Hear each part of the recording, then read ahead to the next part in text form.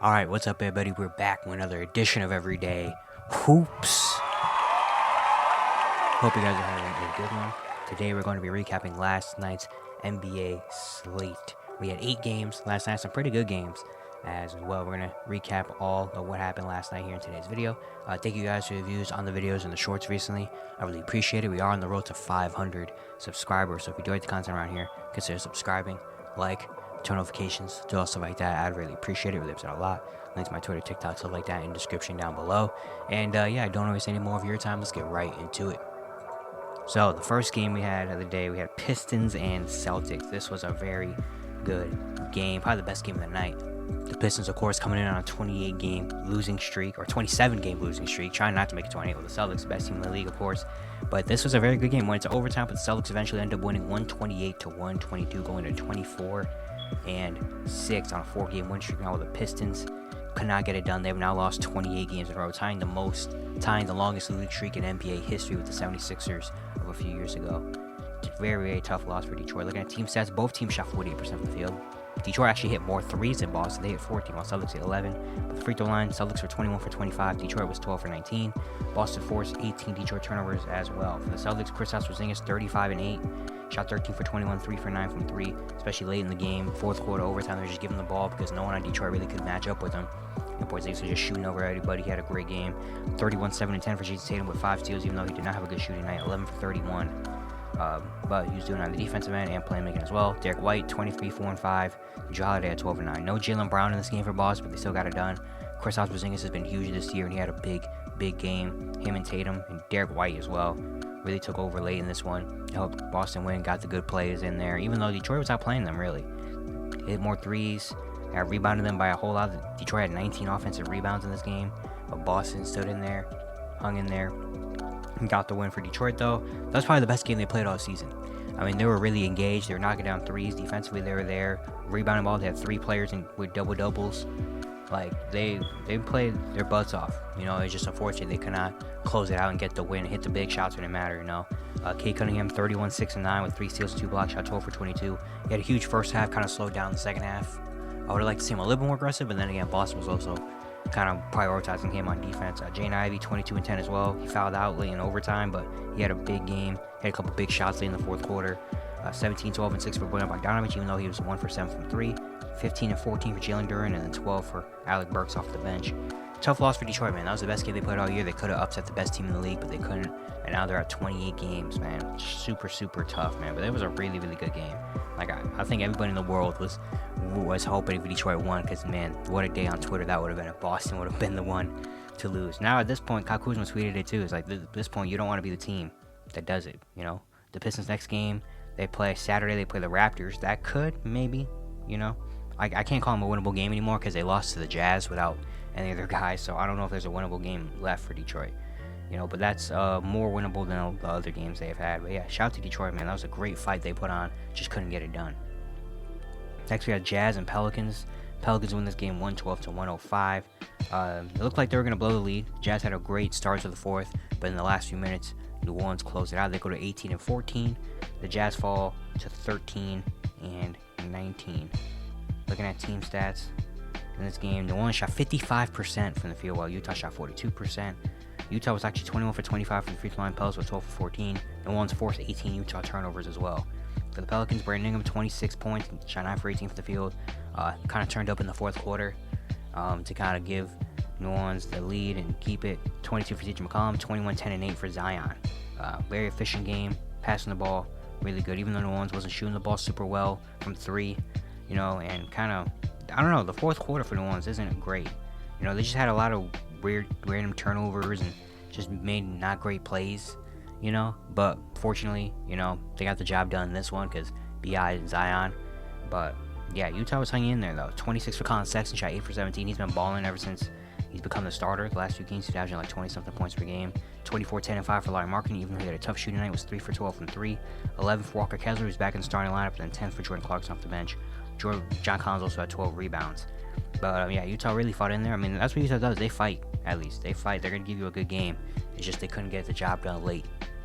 Next, had the Pacers and Bulls. Pacers win this game 120-104. Indiana outscored Chicago 35-27 in the fourth quarter. Get the win. They go to 16-14, while the Bulls fall to 14-19. Looking at team stats in this one, Indiana shot 51% from the field. The Bulls shot 41%. Pacers hit 19 threes in this game. The Bulls hit just 7. Indiana also out-assisted Chicago 30-19. Miles Turner at 24 and 6 with 3 blocks, shot 8 for 12. Tyrese Haliburton, though, was the star of the game. 21 points, 20 assists, no turnovers, because it's the first player since Chris Paul to have a 20-20 game with assists with no turnovers. Just absolute dominance, especially late in the fourth quarter. He took over this game, hitting a bunch of threes, and of course his passing was just outstanding. It just really was dominating the game all over the court. He looked like the best player out there. He was absolutely balling. Of course, he had a crazy season. He's probably going to be an all-star starter this year. He's been absolutely great. And last night just showed how amazing he is. But yeah, Indiana needed kind of game like this. Hit a bunch of threes. The shots started to come back. Buddy Hield hit 5 threes off the bench. He had 19 points. 15 and 7 for Jalen Smith, who starts now. 15 for Bedick Mathurin off the bench. 12 for Aaron Nesmith. He had 4 threes. And then Obi Toppin had 12 rebounds off the bench. But yeah, Indiana needed a game like this. They've been really struggling ever since the in-season tournament. And now they finally had a game where they could just load up, hit a bunch of threes. Tyrese Haliburton was dominating all night, and they got the win. For Chicago, 22 for Patrick Williams, shot 9 for 14, 21, 5 and 5 for DeMar DeRozan, 16 for Kobe White. He's not shooting the ball super well. Right now, he shot 5 for 19 last night, 15, 7 for Alex Caruso, 15 for Iowa Sumo off the bench, and then Andre Drummond had 16 rebounds. But yeah, Chicago not shooting the ball well the last 2 games, and Indiana was shooting the lights out last night. So it was just, Indiana was just balling. Next at Dallas and Minnesota. The Wolves win this game 118-110. Even though no Luka or Kyrie for Dallas, thought it was going to be a blowout early. Minnesota had a big lead, up 37-26 at the end of the first, but then Dallas slowly fought their way back. But Minnesota eventually closed out Dallas. Dallas just didn't have enough, really, at the end. And then, Anthony Edwards, doing his thing. Looking at team, Minnesota goes to 23-7. Dallas falls to 18-14. Looking at team stats, Minnesota shot 51% from the field. Dallas shot 44%. Wolves hit 17 threes, Mavs hit 14 threes. Minnesota was 25 for 34 from the free throw line. Dallas was 16 for 19. For Minnesota, Anthony Edwards, 44 points, shot 12 for 23, 6 for 11 from 3, 14 for 18 from the free throw line. Just was dominating this game. Absolutely got anywhere he wanted to, hitting so many big shots.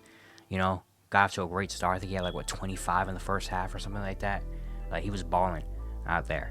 Looked like the best player on the court. And Dallas just didn't really have an answer defensively for him. Rudy also had a great game, 20 and 11 with 3 blocks, shot 7 for 7 from the field, was 6 for 7 from the free throw line as well. He had a good game, 12 for Jaden McDaniels with 4 blocks, and then Mike Conley and Carl Anthony Towns both had 10 points. Kyle Anderson had 10 rebounds off the bench. Good win for Minnesota. Even though they kind of let up a lead a little bit to a depleted Dallas lineup, they still came in, got the job done late in the fourth, and Anthony Edwards been amazing. For Dallas, 32 for Tim Hardaway Jr., hit 5 threes off the bench. He's been great so far this year. You knew coming into this game he was going to get a lot of shots up, but he did get a lot of shots up and made a lot of shots, 17 for Jaden Hardy, 15 and 9 for Derrick Jones Jr., 12 and 14 with 6 assists for Dwight Powell off the bench, 11 for Dante Exum, 11 for Seth Curry. But yeah, obviously, no Luka, no Kyrie. You're not really expecting Dallas to do much. But, they had a good fight. Tim Hardaway Jr., Dwight Powell, they had a good fight. They just couldn't really get the job done because Minnesota's just the way better team. And Anthony Edwards was balling.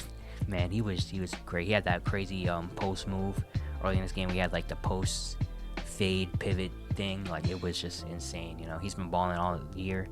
Might be an all-star starter. I don't know. The Western Conference starting guards are going to be interesting because you got Luka and Steph. Obviously, have the big names, popularity. Luka team is good. Steph's team is not that good. We're going to talk about that in a few minutes. But then you also have Anthony Edwards and Shai Gilgeous-Alexander, who are at the top of their conference. So it's going to be really interesting to see how that works out. They're all going to be in the All-Star game at the end of the day, so it doesn't really matter. But it's just interesting to see how it's going to work out between starter and bench. Next, we have the Grizzlies and Nuggets. Nuggets win this game 142-105. They have a big second quarter, outscoring Memphis 32-21, and from then on, just didn't stop. Denver now goes to 23-10. They've won 6 games in a row. They're the hottest team in the league right now. Only a game and a half behind Minnesota for that first spot, while Memphis falls to 10-20. Their 4-game win streak comes to an end, but Ja Morant did not play in this game, so Ja's still undefeated on the season. Team stats, Denver shot 57% from the field, Memphis shot 42%. Denver hit 20 threes, Memphis hit 13 threes. Denver out-assisted Memphis 43-23 and out-rebounded them 53-35. Just absolute dominance from the Nuggets. Nikola Jokic, 26, 14, and 10, shot 11 for 11 from the field, was 100% for the game. 11 for 11 from the field, 1 for 1 from 3, 3 for 3 from the free throw line with a triple-double. Just absolute dominance from the best player in the league. 23 9 assists for Jamal Murray as well. 20 for Payne Watson, who started in this game because Aaron Gordon had the incident with their dog, so he's going to be out for I don't know how long. But Payne Watson came in as a starter and actually looked really good. He had 4 threes. 12 for KCP, 12 for Julian Strawther off the bench, 11 for Christian Brown off the bench. Everybody in this game scored for Denver. Just, yeah, absolute dominance. And they're balling right now. You know, they had a couple injuries. Jamal Murray, of course, was out for a little while. Jokic had a little bit of a weird stretch. So Denver wasn't looking as amazing. But now, as recently, everyone's back healthy. Well, now Aaron Gordon's out, but still came in, getting the job done. Jokic is playing great. Jamal Murray is starting to step up a lot more. You know, they're balling. They're playing Denver Nuggets basketball. You know, for Memphis, of course, no John Morant, so it's going to be really tough. 23 for Desmond Bane, 17 for Marcus Smart, on 6 of 14 shooting, 15 for David Roddy off the bench, 14 and 4 Jaren Jackson, 10 for John Conchar off the bench, and 11 rebounds for Vince Williams. Yeah, Memphis, of course, no John Morant. Didn't expect this to go super well. I thought that maybe they could have fought, but Denver really just came out and said, no Ja, well, let's punch him in the face, and they did. Next we have Miami and Golden State. The Heat get a good win, winning 114-102. They have a big second and third quarter, outscoring Golden State 36-26 in the second, 33-25 in the third.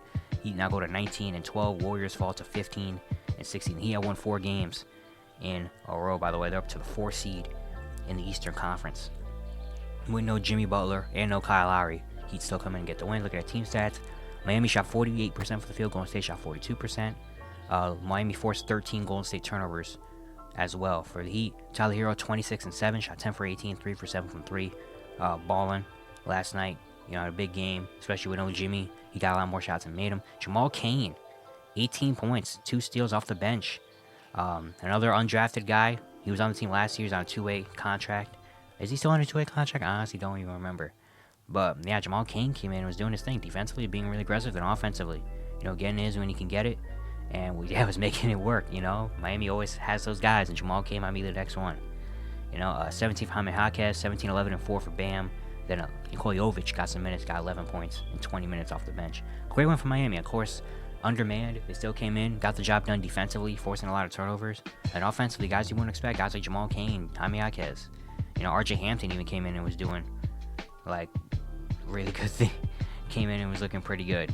You know, Nikola Jovic came off the bench and did some things. So, yeah, like Miami always does that, always has those guys come out of nowhere you don't expect, and they come in and ball.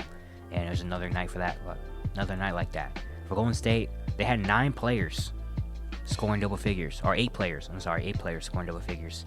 But, yeah, just couldn't really shoot the ball well. Steph Curry has not been shooting the ball well recently. He shot 3 for 15 last night. Klay was 4 for 11. It's tough when your 2 best players go 7 for 26 in the field. You know, combined for 26 points. Kuminga was 5 for 11. The Warriors are just letting him shoot from 3. Andrew Wiggins was 4 for 11. You know, the bench was providing some things, but they just didn't really have. I don't know. Like everyone was doing their thing, but they just couldn't really have like that get over the hump. You know, they just turn the ball over, or they would miss a big 3, and Miami would come down and have a big run. So yeah, they just didn't really have enough in this one. The Warriors are struggling, obviously. They were on a 5-game win streak, so it looked better, but now they've lost back-to-back games. They're back under 500. Steph has not been playing super well as of recently. And, yeah, just really, you know, the Warriors are just really weird right now. Miami, though, they came in, got the job done. And, yeah, they were balling. They were balling, playing Miami Heat basketball, grit and grind their way to win.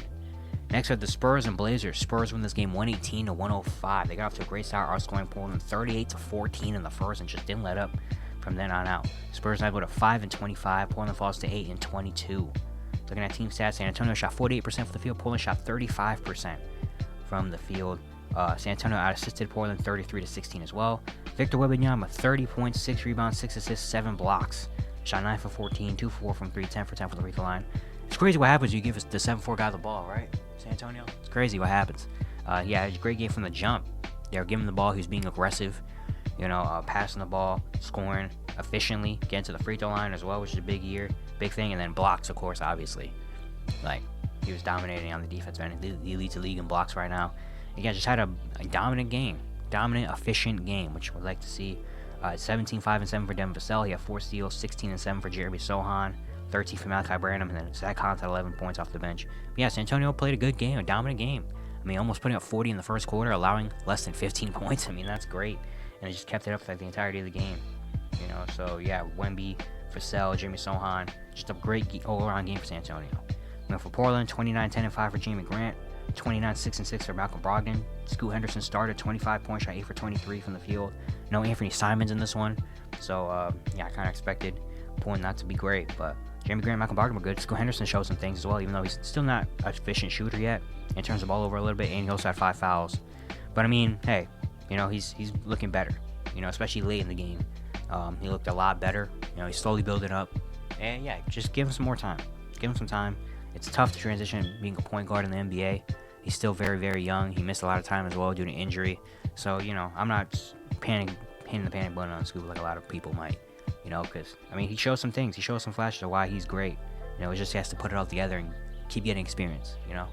And the final game of the night, we had Hornets and Lakers. Lakers win this game 133-112. I thought it was going to be an upset and the Hornets were going to keep it in it.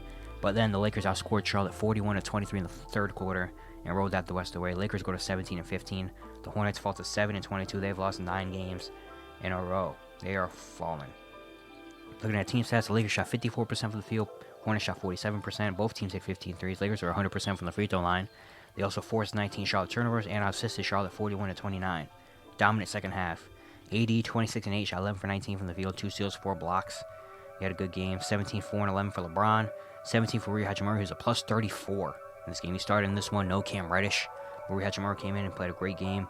16 and 9 assists for D'Angelo Russell off the bench. 16 for Austin Reeves. And then Max Christie and Jackson Hayes also both had 10 points as well. Just a dominant second half from the Lakers. Now came on the third quarter, started hitting their shots. Rui was great. AD was good the whole game. LeBron, you know, facilitating. And then guys like D'Angelo Russell, Austin Reeves, Max Christie, Jackson Hayes, Christian Wood even came off the bench and provided some stuff. So yeah, just a really good win from the Lakers. You know, they really needed to win. They need to get all the wins they can get at this point, and got a good one there.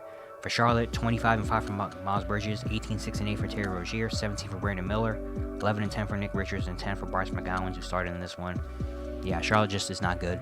You know, no LaMelo Ball obviously, but even still, they're just not good. You know, like they really need LaMelo back. Hopefully he's back soon. He's the only reason I really watch the Hornets. But yeah, the Lakers came in, dominated second half. It looked like early. The Lakers were kind of just vibing through the game, not really caring a whole lot. And Charlotte came out. It was really good in the first half. In the third quarter, they're like, all right. Lakers are like, okay, let's actually start playing basketball now. And they did, and they got the job done. But yeah, it's gonna be it for today. Hope you guys enjoyed. Once again, if you enjoyed the content, consider subscribing, like, turn notifications, also like that. I'd really appreciate it. It really helps out a lot. And yeah, I'll see you guys tomorrow.